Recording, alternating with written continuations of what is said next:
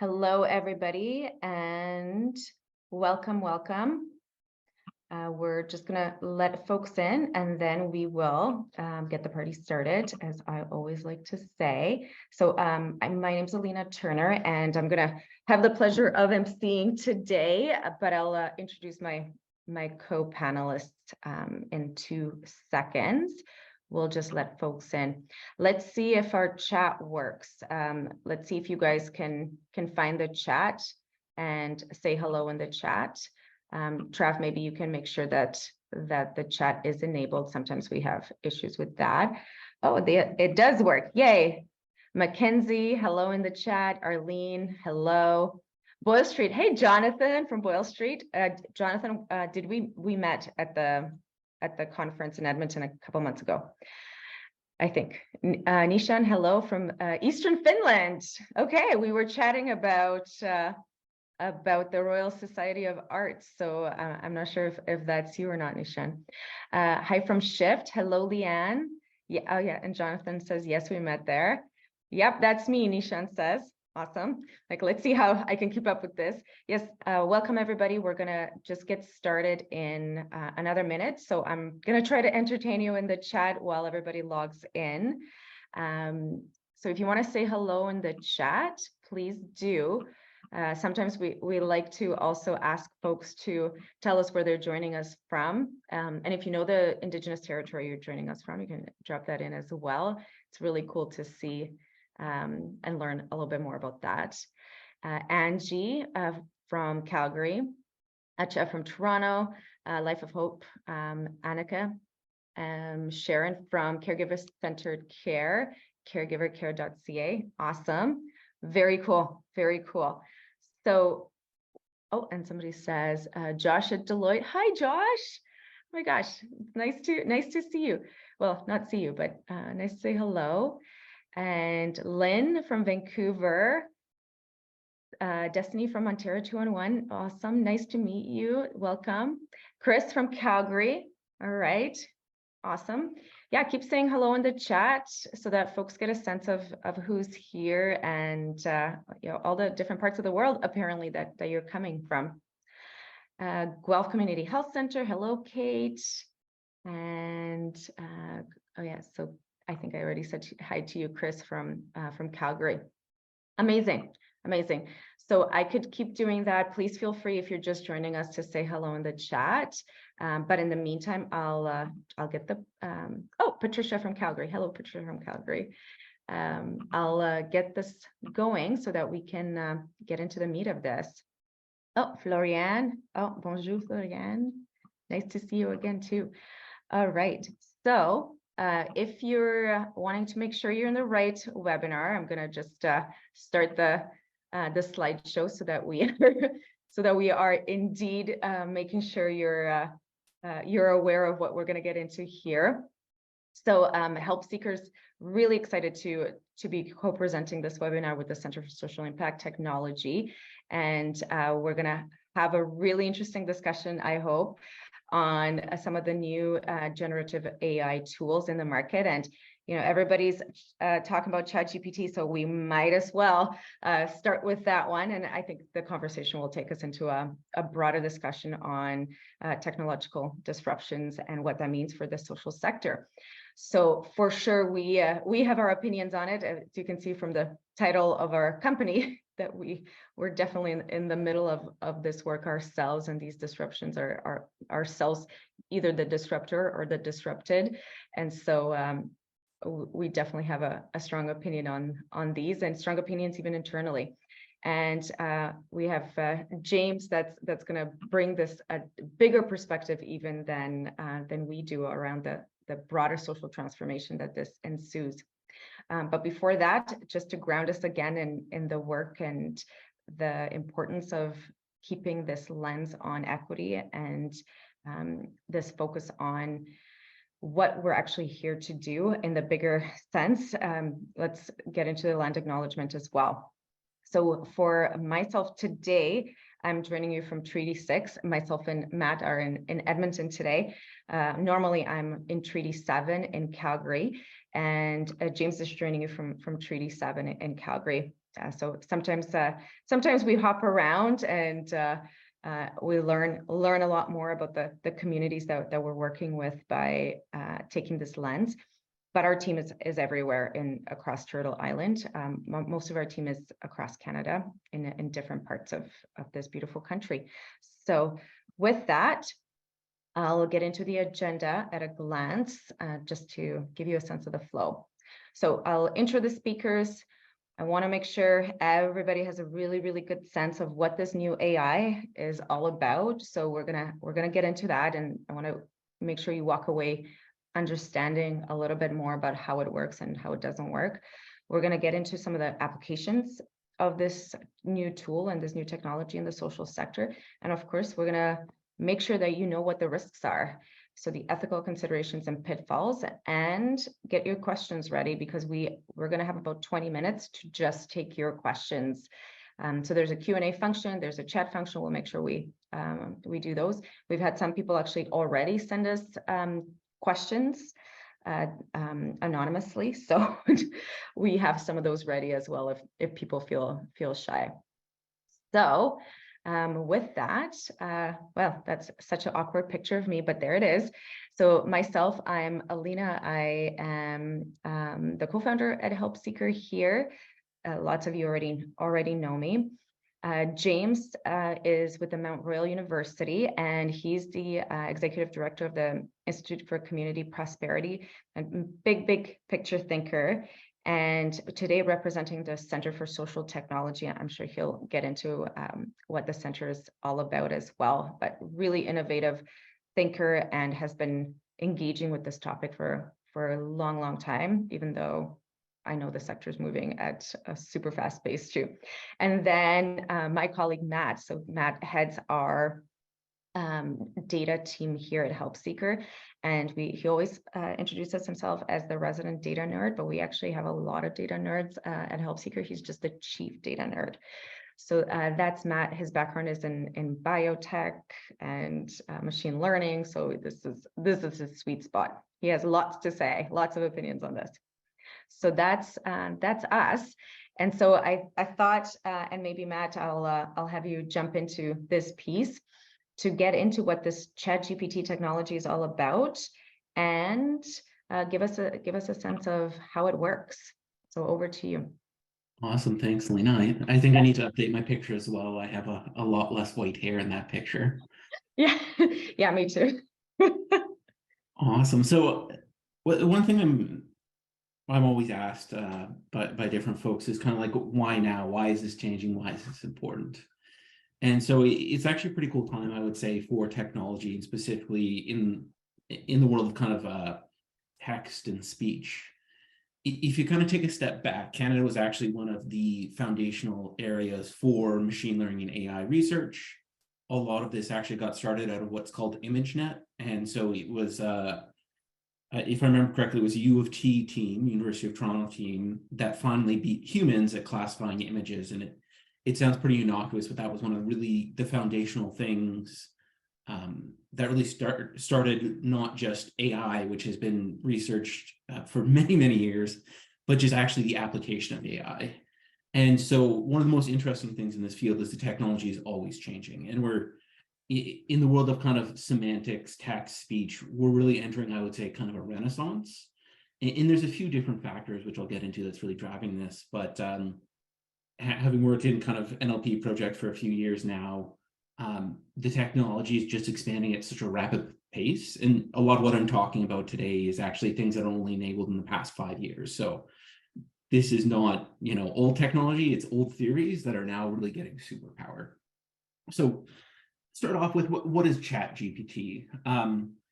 Alina mentioned ChatGPT. Really, there are a number of these types of models now. They're called large language models. And so what they are is the underlying technology, and I'll talk about it in a minute, is based on a few different kind of key things that came out. So starting in 2018, rapidly more and more of this technology came out. So things like transformer architectures in natural language processing models, things like self-attention and all this stuff really started to hit the scene. And this is part of the reason why we're seeing a lot of this.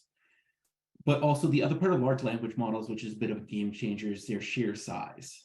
So if we look at ChatGPT itself, the best statistics I can get are for 3.5, which is the old version, but really was only out for 3-4 months before 4 came out.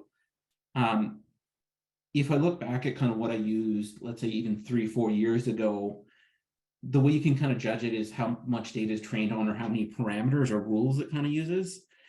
You'd be talking about maybe tens or hundreds of millions of these parameters, maybe a couple billion. But if you look at even just ChatGPT 3.5, there's 175 billion parameters. And so what's really changed is as the cost of computing power goes down and as we get more data available to us, we have much larger data sets to train. And we have much kind of cheaper ways, and I say cheap, but ChatGPT, some theories say it's costing, a couple million a day to run, but much more affordable in comparison rates of computing power. So it's really changed the game. And so if we look at just ChatGPT, there are other versions. So Google has, I think it's Bard and Lambda, and there's a number of other ones out there. There are differences, but I'm just going to kind of, I think a lot of what I say will actually be the same for all of them. It just depends on the training data, some of the technology used, but it's similar methodology. But ChatGPT, it was developed by a company called OpenAI. Right now it's on GPT-4 architecture. So what this means is they had GPT 1, 2, 3, now we're at 4, and there's been iterations in between those. What's pretty amazing is never have we had both such an accessible natural language processing model like this, but also one that is so generalized. And that's due in large part just to the sheer size of the corpus or the training data that was used to create it. And so it's really fascinating seeing how this is changing, because we're also seeing such unexpected things, new uses, and a lot of where natural language processing in this field is going is similar architecture, just different methods. But next slide, please. So what is it actually doing? How does it work? Why should I ever trust anything that it says? If we go back many years, as the old Turing test of can a computer or a program fool you into thinking it's a human? And I would argue ChatGPT is highly effective at that these days. And so part of what that is what's called natural language understanding. So it's not just running off a series of rules that say, if you're asked to provide the weather, you provide 10 degrees Celsius or what have you, but rather there's actually a lot more going on that allows the system to really take in any text or input and understand it and then provide an answer back. What's interesting, though, is there is some confusion on how this happens. ChatGPT and most large language models don't actually provide an answer. What they do is they provide really kind of the next word, the next sentence, the next phrase. And so what it does is with all this, terabytes and terabytes of data, it's looked at all the most common responses to kind of questions and really use that to train and understand. And so how it does this is the transformer model, and I'm not going to get too in depth because I know I can nerd out hard about these, and you don't necessarily want to hear about the architecture of this all. But what really changed the game is, if we go back a few years, we've all seen kind of the autocomplete on a cell phone, which is kind of similar. But what's been used for a long time in the industry is really next word prediction. So it actually only looks at a few words to predict the next word. What really changed the game for models like this is things like attention and other mechanisms that allow the model to really get more into understanding semantics and intent. And so what this means is, if I have the sentence, I took the bat home. Bat could be baseball bat, or it could be the animal bat. And so what these models do is actually store context and pull out the most pertinent information from previous sentences and kind of the sentences as a whole to provide that context. Because if your previous sentence was, I went to the baseball game, I took my bat home, that's really clear to us. But from a machine perspective, it can be hard to track all that without becoming hugely computationally expensive. And so this is why it has this transformer architecture. It really is not just kind of one simple neural network, but there's multiple layers, there's all this different technology. And starting in 2017, 2018 is when a lot of this foundational technology came out. but every year a new paper is coming out. It seems like that's just changing the game. So the technology is just expanding by leaps and bounds. And so the other aspect of how it works is not just this really cool underlying technology but also we are going to throw a metric ton of data at it.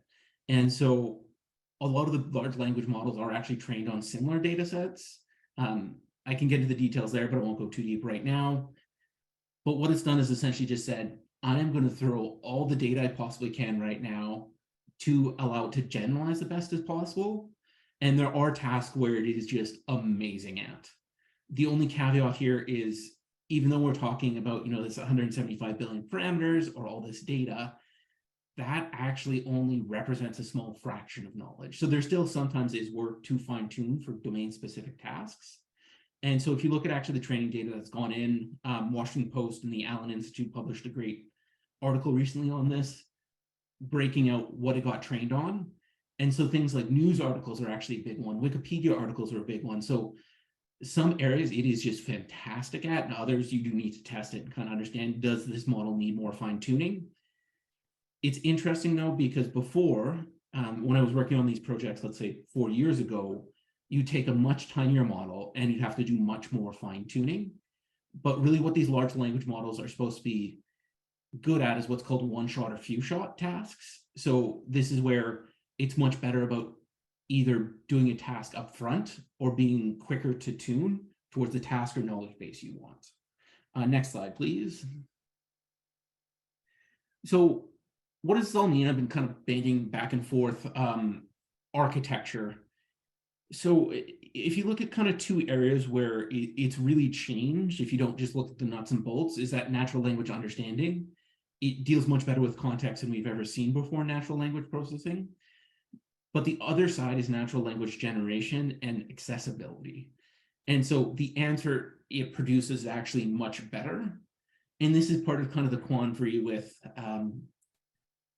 the output from ChatGPT right now is the answer is so succinct a lot of the time that it can be hard to kind of parse what's true and what's not, or what could be a mistake. And that's because natural language generation, it can generate really sensical returns, which is a game changer in how we deal with information, because even as humans, things like confidence and kind of the language we choose are indicators of trust as well. So there's a whole new field of how do we prompt, how do we understand, how do we quantify, and how do we kind of change our brains a bit to deal with this whole new input and output system. And so, like I said, we've got the transformer architecture, we've got the self-attention mechanisms, which are just fantastic, cool technologies I can talk all day about, but I won't today, I won't bore you. But I really do want to highlight, this is changing so fast. In less than a year, you had a whole new model between Chat 3.5 and Chat 4, which really did work at a lot of different things. So improving what's called hallucinations, which are completely wrong answers or made up answers. It's better at taking the LSAT, which sounds like a weird thing to measure it by, but that's actually one of the tests they're doing. There's now things like you've seen the example probably of someone drawing on a napkin how to create a website and it taking that input. So this is changing at such a fast pace, and it only gets better as we go. So it's not going away, it's only going to get more interesting. But I'll pause there because I think this is your section, Lena. Yeah. So obviously the interesting part is, how do we make our lives better with this without risking unintended consequences and managing our anxiety about the robots taking over. So that's definitely going to be the next section of and discussion for us. I'm super curious though, if folks actually have ever played with ChatGPT and have even opened it or even know how to get it. So I'm very curious if anybody's open to dropping something in the chat to see if you guys know what we're even talking about, because this is all kind of behind the curtains, but what does it look like in front of you? Corey says, used to write some fun development. Yes, I just recently used it. Hallmark knockoff movie. Yeah, absolutely. People are using it. Used it for a while. social media and sponsorship packages, paragraph of text last week, and find some university contacts today, templates for budgets. Yeah, absolutely. Absolutely. How many people using it to teach nurses? Yeah, people are loving this. Formulating responses on Zoom chat. Oh no, did you hook it up to your Zoom chat? Is this ChatGPT or you, Nishan? Key messaging, reports, keynote addresses. I totally agree. Those all make sense. So everywhere you need to generate text, it's quite helpful. Or to take really crappy notes and text and actually make it sound good, or put it into a paragraph that is fully copy edited. It's fantastic. Yeah, writing letters, writing offers, keynote addresses. That's so great. Okay, oh, look at that. Used it for coding and advanced Excel calculations. Absolutely, really great at that too. Has anybody on the webinar never used it? Well, you've never used it. It's okay. It's okay if you haven't. You can admit it. Never. Stuart says never. You're just curious. Okay, I've never used this, as Angie. Kind of scared of it. Yeah, it is scary. It's scary good, but scary too. Nope, never used it. So I'm gonna, after I chat a little bit about my slides, I'm actually James does his talk. I'm actually gonna pull it up and show you a couple things with it, show you a couple cool ideas for those of you that are less familiar with it, just to remove some of the the aura of what the heck is this thing. So definitely stay tuned for that. But I loved your responses on what the applications are and case studies for the social sector. So very useful tool for those of you that are writing fundraising applications and grant writing applications. So they're so formulaic. They want the same stuff. You can take old applications, put them in the chat, and prompt it to give you to respond to the new request for proposals in a really fine-tuned way, and it's really good at it. I obviously QA, quality assurance. Don't like Matt was saying, it is just generating the next likely word, right? So it does it magically, but don't trust the computer, right? Like it's still you still gotta tune it, and you still want to read through and make sure you're good with it. So it's a great co-pilot for your applications and grant writing. Here's where it's really unreliable, is for it to give you facts. I don't like to use it for anything to do with data, facts, or to tell me truths. So it's, unless you're the expert in the thing and it's just helping you put your thoughts on paper, right? So if for myself, I'm a homelessness expert, so I know that space really well. So if I ask ChatGPT to help me respond to an RFP about let's say a new homelessness program, so I'll drop in there, develop tell me something about Calgary homelessness and connect this to this call for proposals. Well, the things that are going to pop up are unless I'm the expert in that to fine tune it, it's not that great. But if I feed it and say, here's a paragraph I wrote last week, can you take this paragraph and re-edit it for this proposal versus that proposal, then it's really good, because you know your stuff, you know your space.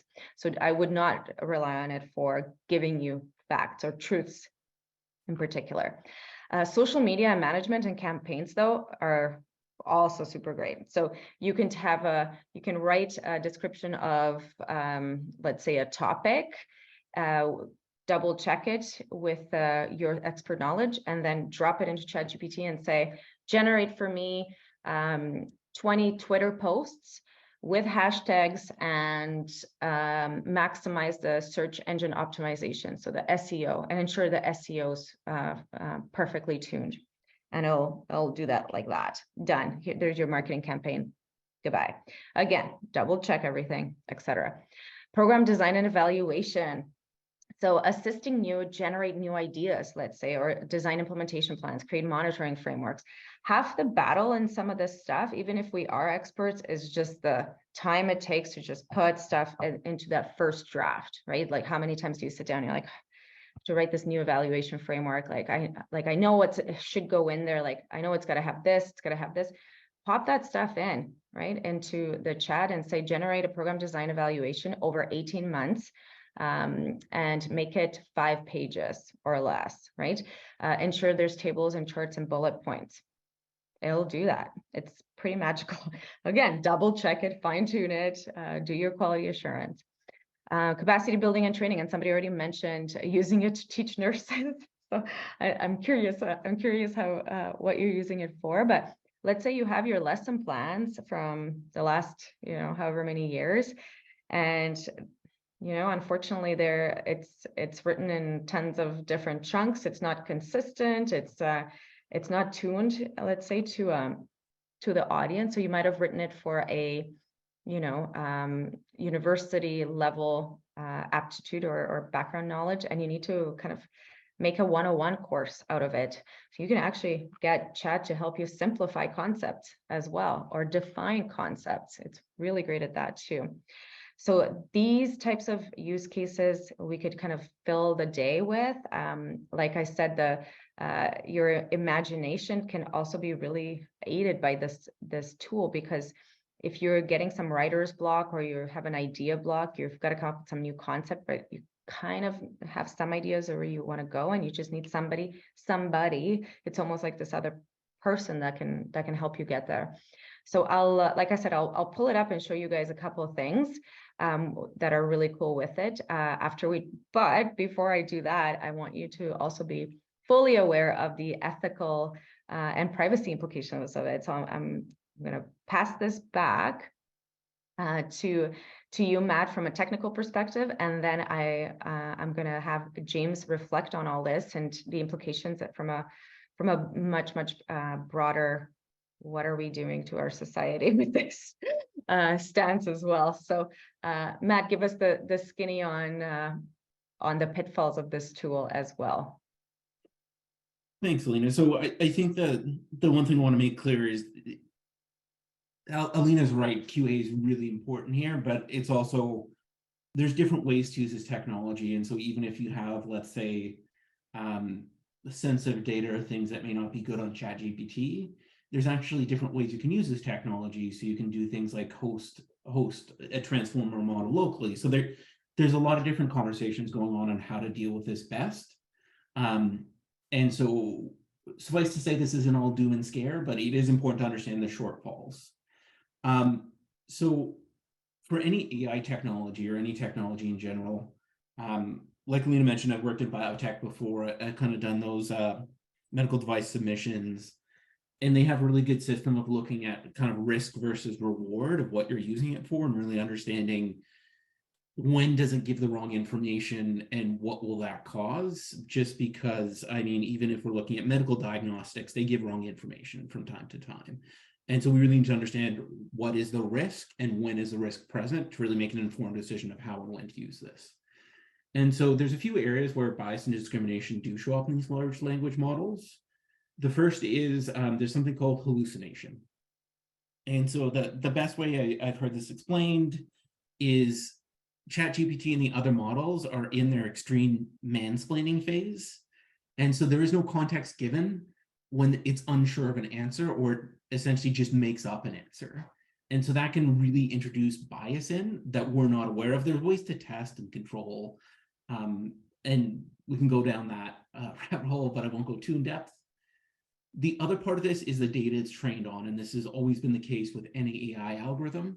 The data it's trained on introduces biases. And so one thing in that Washington Post and Allen Institute article that they did is actually went through and checked all the data, I think it was for Bard, one of the other large language models, and where the data could have gone wrong. And what they found was for underrepresented groups, the model can get things wrong a lot.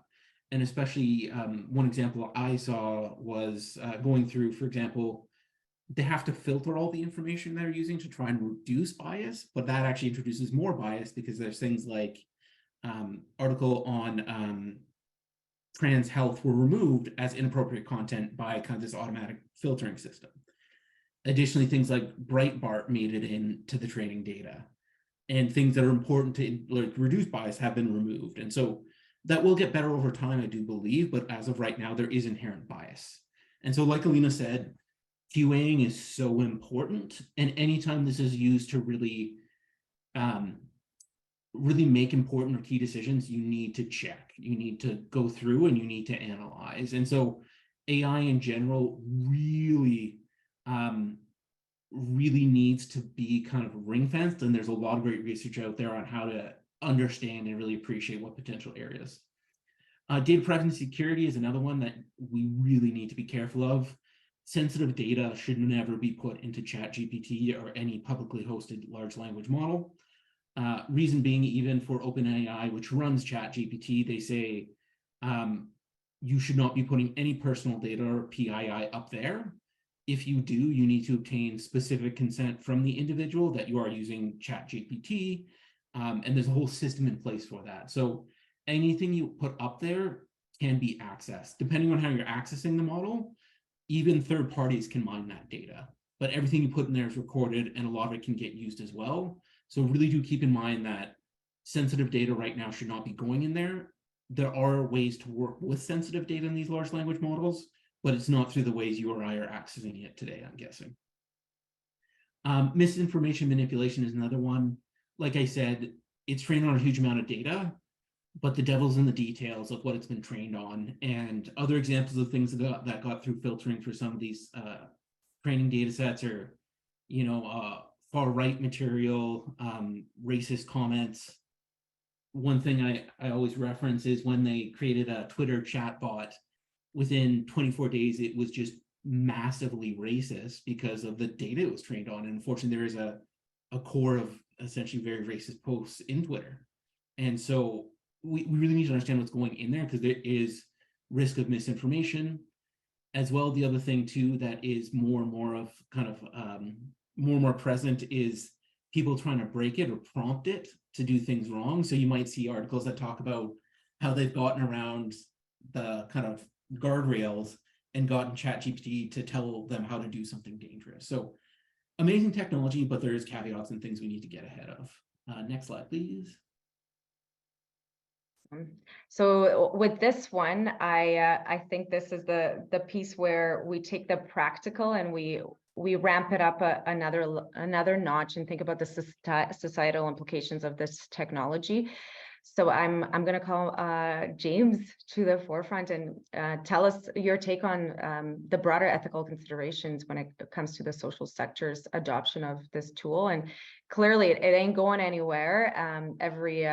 Every day there's new users coming on, and it's becoming one of those. It's like Google, right? We can't imagine life before it, for sure. So take it away, James. Thanks, Alina.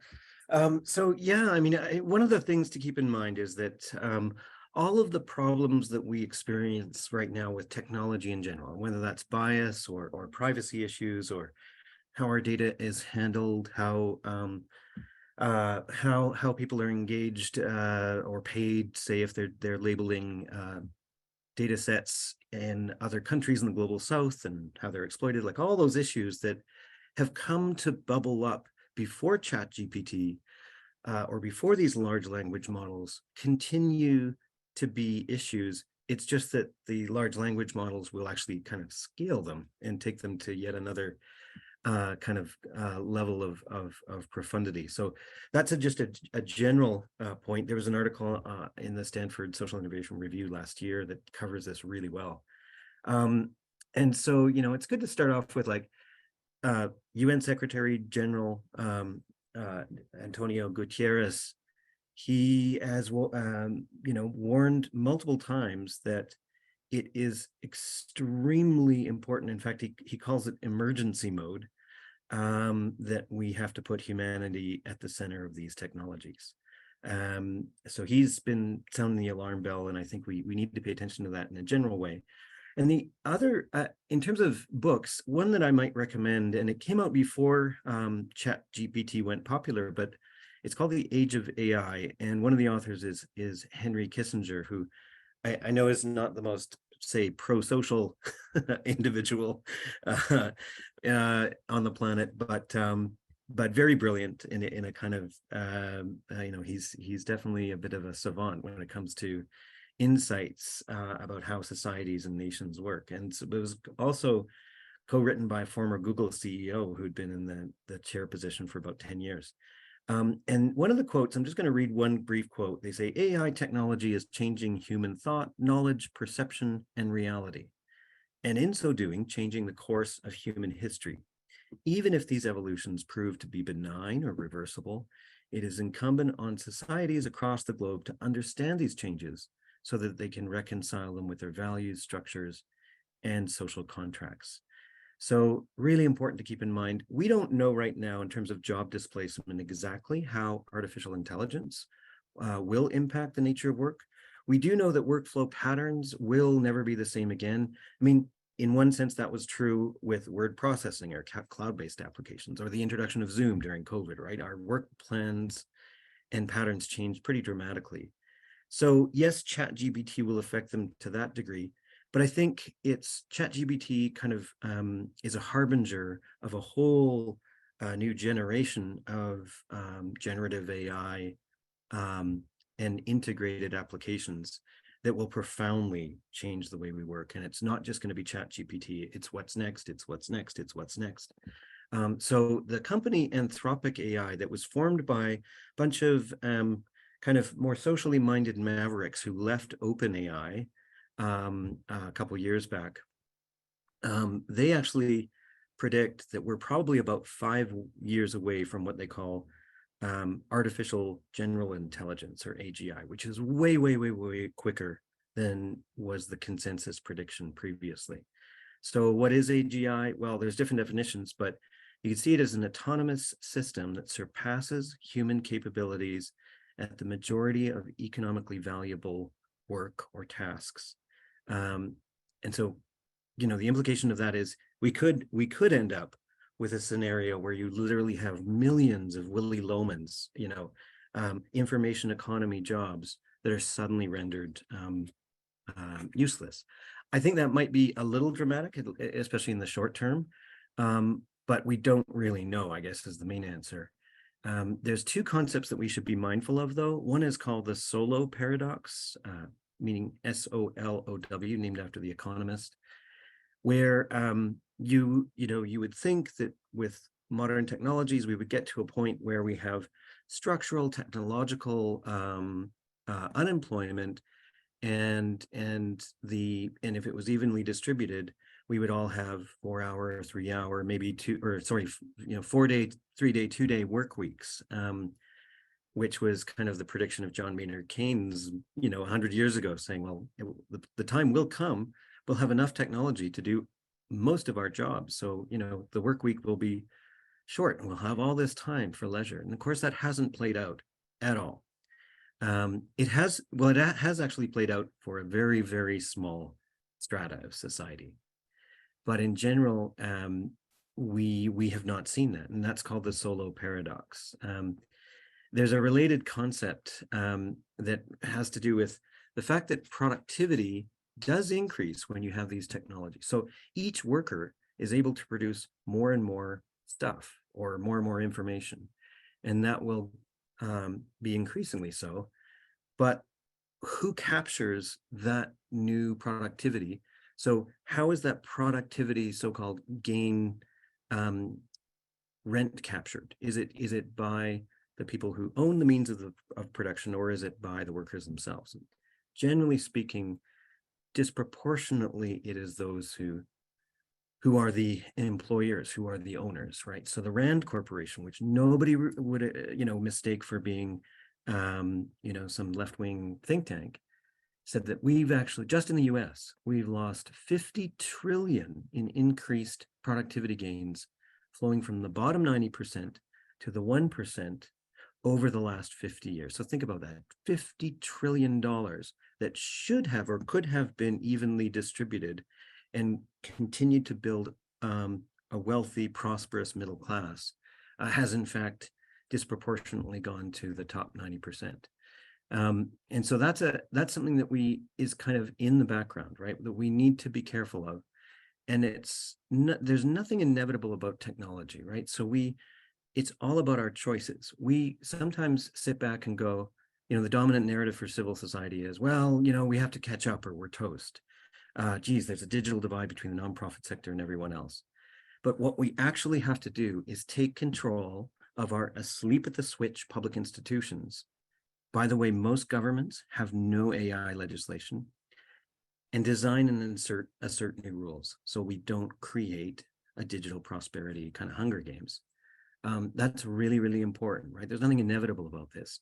There's a new book out by MIT economists, Darren Acemoglu and Simon Johnson, that makes this point as well. And they warn the 2030s could be the most destabilizing decade in human history if we don't get on top of this.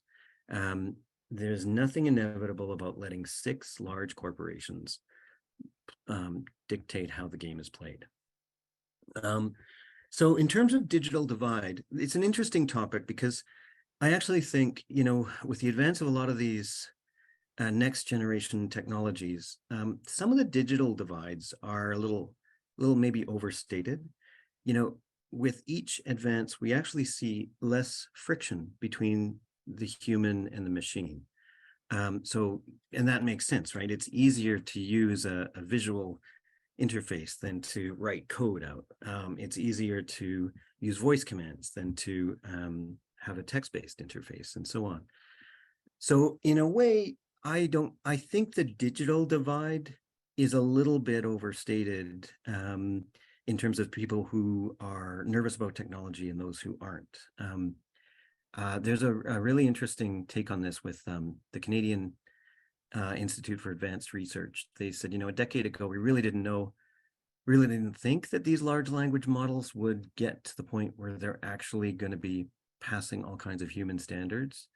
But we really need to take this idea of AI reasoning agents that work together with humans to collectively make decisions about the world. This idea of cobots or collective intelligence is going to become really, really important.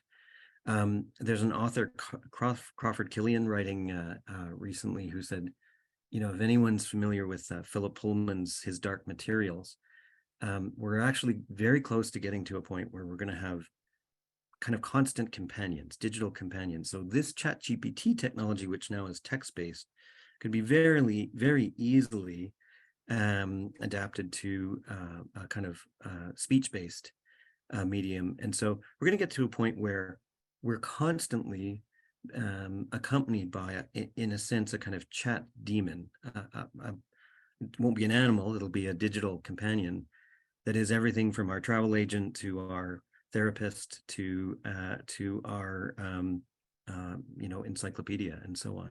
You can imagine a little Pokemon on your shoulder, hey? Yeah, exactly. Yeah, and it might actually take kind of cute forms for teens and tweens. Feel comfortable. Yeah. It's so and just one quick point on education and skill development. One of the things that ChatGPT is doing is forcing us to ask really great questions, and that in the classroom is actually a bit of a gift. So educators who don't use ChatGPT, you're missing out on an opportunity. We will use ChatGPT just like we use calculators in math classrooms. It just takes us to a higher plane of being able to access information, which is ubiquitous and easily accessible anyway.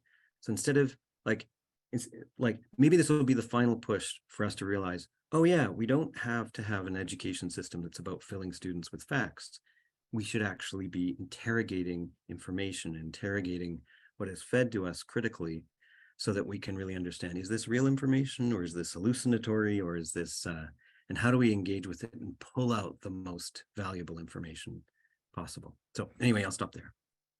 Thanks so much, James. And I promise folks we're going to have time for Q&A and for you to be able to ask us all your curiosities addressed, hopefully, in terms of the basics. But I'm happy to take a look at your questions in the chat. I know there were some techie ones that I'm going to have Matt just respond to you, so that we're not dragging everybody into all the technical stuff. But Matt, there was some questions around parameters that might be a good one for you. And I also said, well, people are populating the chat. I would just pull up ChatGPT and just, demystify what this thing actually is. So very simple to sign up for ChatGPT. You can just Google OpenAI and ChatGPT and create an account, just like you would with any other software product. And this is the interface. Very, very simple interface. It's one of the great things about it. These are the models. So these are the large language models that Matt was referencing. So you can see here, this is the default one everybody gets access to. I, of course, paid the premium because I use it all the time. GPT-4 is the more advanced one. And you can see here some of the features or the value proposition of why you should use the default versus the GPT-4. You can see the more advanced GPT-4, the reasoning, the speed is slower, the conciseness is better, the reasoning is way, way better. GPT-3, however, the speed, it's really fast, but it's not as good.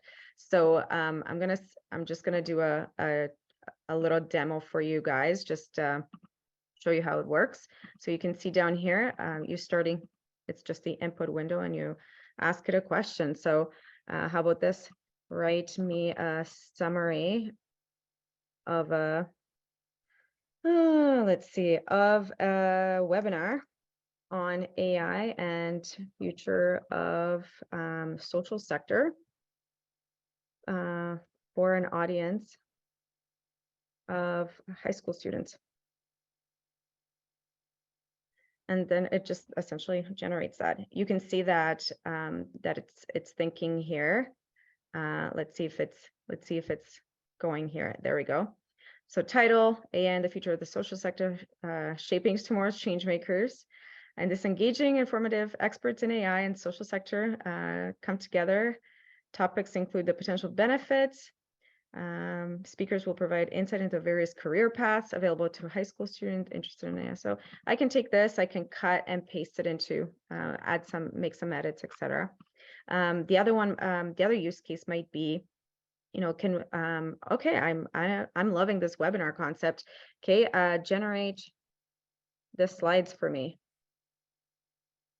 And so now it goes at it, right? So here's the agenda, introduction, You can take this and go with it. I might say at this point that it's forgetting, it's not high school focused enough, right? So I might tell it, stop, let's not waste this. Show me, tell me how this is specifically focused on high school kids though. And you can see I'm not being super fancy with my prompts, right? So I'm then tweaking it, like refine it, okay? Making more about high school students. So this is a super simple idea, okay? And let's say I want to create I want the kids to walk away with a tip sheet, make a table tip sheet of pros and cons for the students on this topic. So this is an interesting one because there's ways that you can generate tables as well. So if you're really good for like a SWOT analysis or anything that you need tables for, and same idea, you can take cut and paste this and add to it, modify it, etc. So just to give you a little idea on what this thing is and how it works. But let's see if there's other questions in the chat. I was asked to write a speech about me. It was horribly wrong. Of course. So what you actually have to do is don't forget that ChatGPT actually ingests data as well. So you can actually grab something from a website, and it's really, really great at summarizing as well. So let's say you take your resume. Let's actually do it this way. I'll share my screen again. Can I convert minutes to text? Absolutely. Yes, absolutely. So again, note don't put personal information in there, but let's say let's say you are asked to, and let's go to helpseeker.org so I can just show you how this works on our backs, right? So let's say this is the company web page, and I have to, I don't know, I have to make a summary about my company. So I just, as you can see, I just selected, cut and pasted. Okay, so let's start a new. I always recommend starting a new chat. Okay, summarize this as a company overview for an investor, let's say. And I just cut and pasted it. I didn't, you can see, I just literally cut and pasted. It was including like my terms of web page use. So it's really smart at summarizing and synthesizing. There it is. HelpSeeker is a Canadian social enterprise founded in 2018, operates at the intersection of technology and social innovation. Companies dedicated to developing products and services to empower leaders in addressing complex social challenges. As a certified B Corp, prioritizes social impact, envisions the future. Like, oh my God, it's pretty good. It's pretty good. Okay, that's cool. It's a little big, right? Make it punchier and shorter. Like, nobody wants to read all that. That's cool. Let's see. Yeah, okay. Now we're getting somewhere. So absolutely, you can cut and paste text into it and it will use that text. So back to your point about the bio was shitty, pardon me, the bio wasn't good. Take your resume, right, and dump it in there and then prompt it, right? So that's how you would get to it. Yeah, so don't forget to use the cut, paste, generate, and then refine. So that hopefully gives you some tips there on how to tweak it. Okay, we got more questions here. I've been using an Ask Your PDF. You upload your document, be aware of uploading sensitive info, and you can ask it questions. Totally. You can also, of course, go to a PDF and paste PDF into ChatGPT too. So it's same concept, same ideas for sure. Again, keep in mind you don't want to. You just don't want to put in like personal information. So just because other folks might be able to do it. Will they be asked data? Quentin's asking. So here's the thing about ChatGPT, guys. It only remembers up to September 2021. So the data. So tell me the news today. Watch this.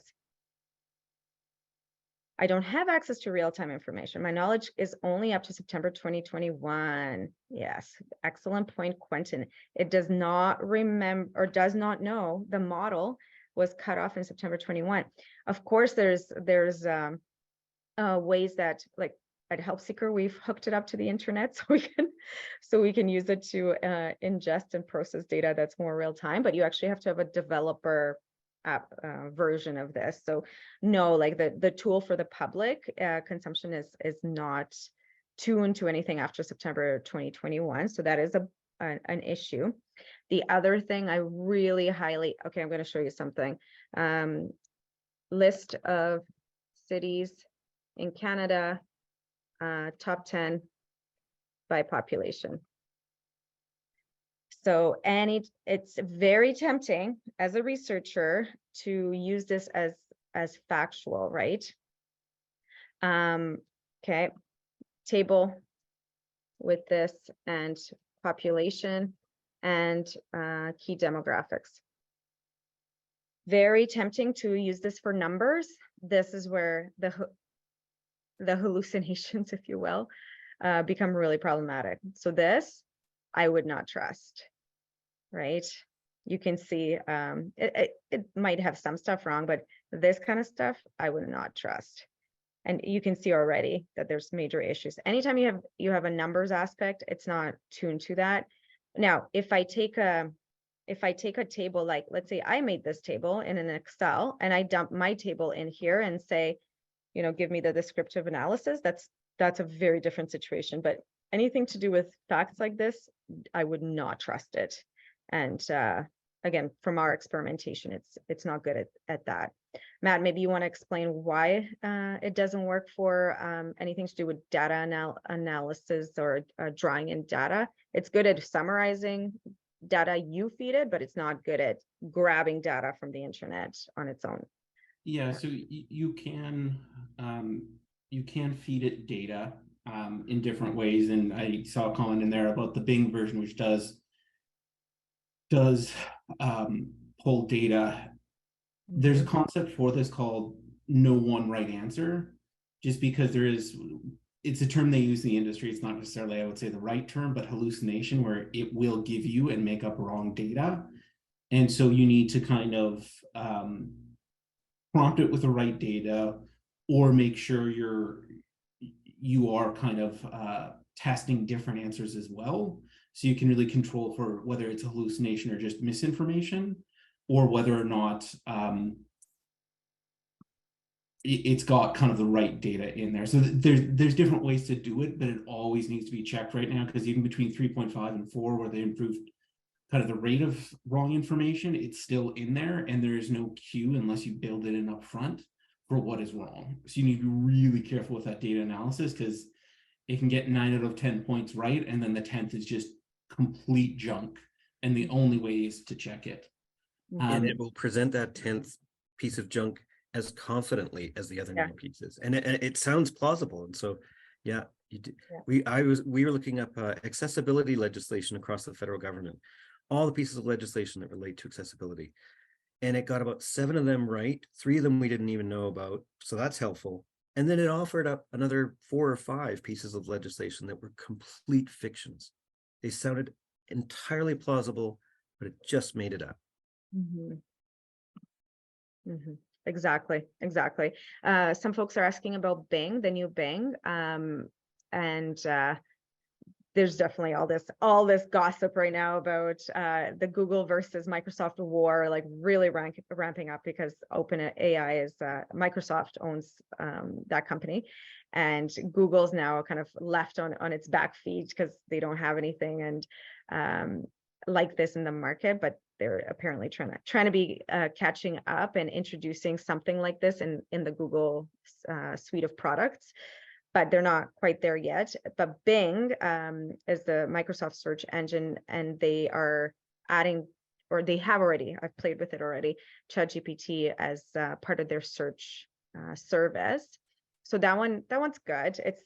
It's super useful. It doesn't, you still have to, process information and all that kind of stuff. It's like it's another tool in the toolbox. I do like it, and I do use it once in a while to help me speed up some of my research. There's also these really cool applications. So people that are taking the language model and then building new applications with it. So I've used, for instance, even image generators that are kind of similar technologies, where you can prompt it, so you can write a couple words in there, generate a painting of a computer hanging out with a coffee cup, and it will do it. Like, things like that are super cool if you're ever needing to do that. But there's one that I really enjoy for my lit reviews. It's really sped up my literature reviews, where you put in your PDF of the article, open source article, and then it'll actually like pull out the key findings, and it just does that. It's a version of this that's fine-tuned to that particular problem. So there are things that have been using this tech specifically for solving certain problems that are coming on the market, and there's like 50 new ones every day. Like, I'm on this news flash that sends me the new tools. I can't keep up. There's so much coming out with this technology, so it's a matter of time before you come across something like this fine-tuned to the social sector. Softwares that are better than ChatGPT. Oh, that's an interesting one. For this level, I would say this is the best on the market for this type of will there be? Yeah, there's always going to be something better coming up, because you're now able to use this to do the next one. So one that we've been playing with is one that's called Auto GPT. It came out 2 weeks ago. It's still kind of getting fine-tuned, but essentially you notice how I had to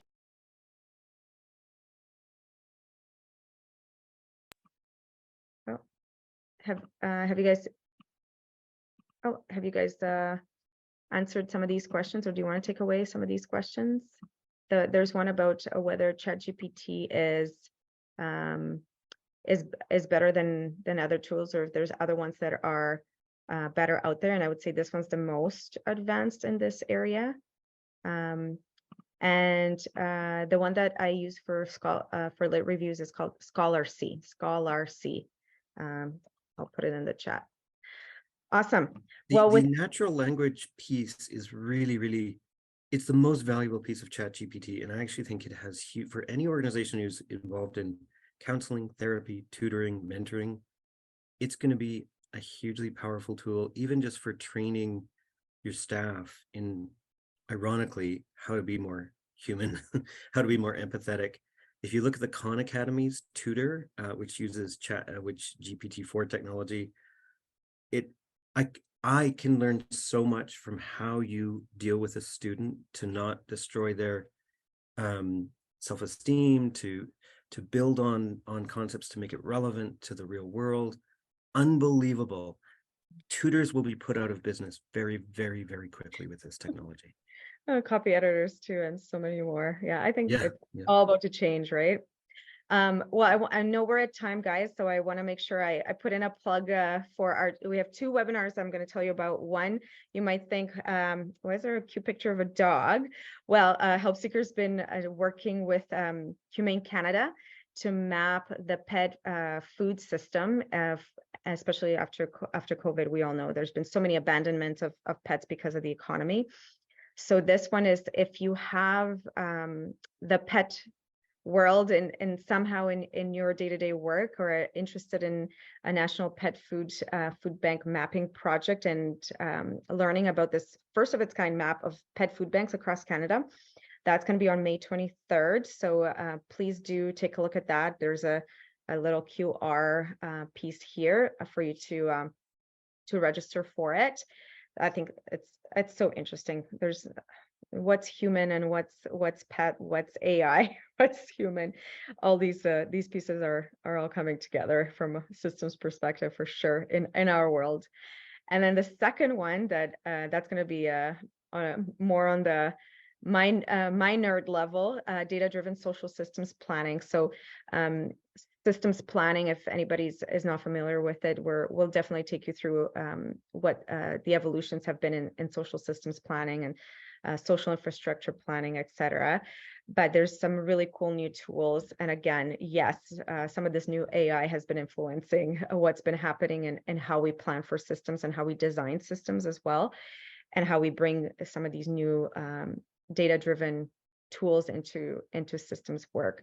So definitely take a look at that one if you're interested in social systems work, systems planning work, integrated planning work. Usually municipalities are interested in this kind of stuff, or homeless serving systems of care folks, or those in the domestic violence sector, safety sector, etc. So I'll end it with that, and thank you so much for your attention and diving into this. I'm excited to hear your feedback and see all the ways that you're going to be using this tool in your day-to-day work and querying this new revolution in AI from a critical perspective as well. So thank you so much, and thank you to my co-presenters as well. Bye, everybody.